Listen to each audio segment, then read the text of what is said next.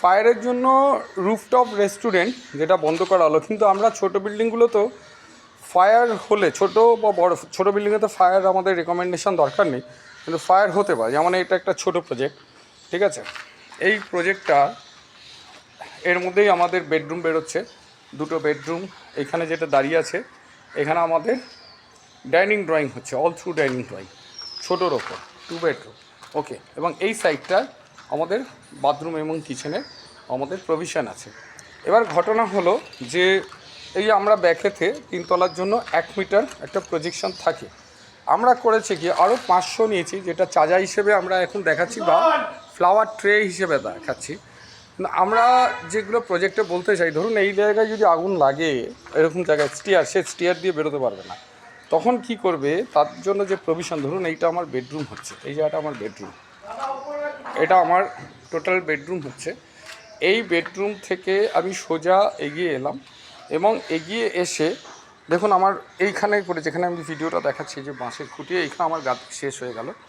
এইখানে আমার 500 প্রজেকশন থাকছে। আমি বেডরুমের সাথে একটা ছোট্ট দরজা, যদি ফায়ার এক্সিস্ট দরজাও করতে পারি বা বারান্দা হিসেবেও রাখতে পারি, এবং সেইখান থেকে আমরা এসকেপ রুটও হতে পারে। অর্থাৎ আমি এইখানে যদি একটা স্টিলের ছোট্ট রেলিং দিয়ে দিতে পারি, এটা এলিভেশনে খুব সুন্দর দেখতে লাগবে।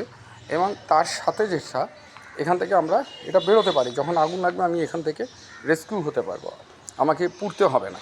তো এখান থেকে এসকেপ রুট থাকবে এবং ফায়ারের এটা রেস্কিউ হতে পারবে। এবং এলিভেশনে এখানে আমরা আরও মডিফাই করতে পারি, যে ফায়ার ল্যাডার্সের মতো একটা দিলাম, যে যাতে মানুষ নামতে পারে। তো এটা ছোটো বিল্ডিংয়ের ক্ষেত্রেও হতে পারে, বড় বিল্ডিংয়ের ক্ষেত্রেও হতে পারে। কিন্তু হট করে এই যে সমস্ত রেস্টুরেন্ট, রুফটপ রেস্টুরেন্ট যেটা বন্ধ করে দেওয়া হলো, প্রায় 87 থেকে 90টা ইকোনমিক লস, এগুলো পুরোনো দিনে, এগুলোতে কিন্তু মডিফাই করা যেতেই পারে। আমার রুফ দরকার নেই, আমার রুফে যে আমি সবসময় যেতে পারবো তার কোনো মাঝে নেই। আমার ধরুন যদি স্টেয়ারের এখানে আগুনটা লাগলো, তো আমাকে এই ফ্লোর থেকেই, প্রত্যেকটা ফ্লোর থেকেই একটা এক্সিট রুট আমাকে বার করতে হবে। এবং উইন্ডোগুলো যখন করব, ফোল্ডিং গ্রিল থাকবে, অর্থাৎ আমি গ্রিলটাকে খুলতে পারবো।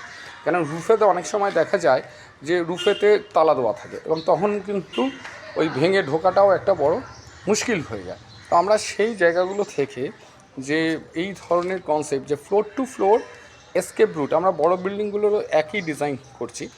এবং আইনেতে যেটা মেয়র বলছে যে উপরেতে কমন প্যাসেজ, সেটা আইনের কী প্রভিশন আছে সেটা নেক্সট ভিডিওতে আসবো। এবং আইনটা যেটা বলা আছে আর যেটা বলা হচ্ছে সেটা সম্পূর্ণ ভিন্ন। তো আমি এর মডেল কমিশনার সাহেবের কাছে জমা দিচ্ছি। আশা করব যে যাতে রুফটপ রেস্টুরেন্টটাও যাতে খোলা যায়।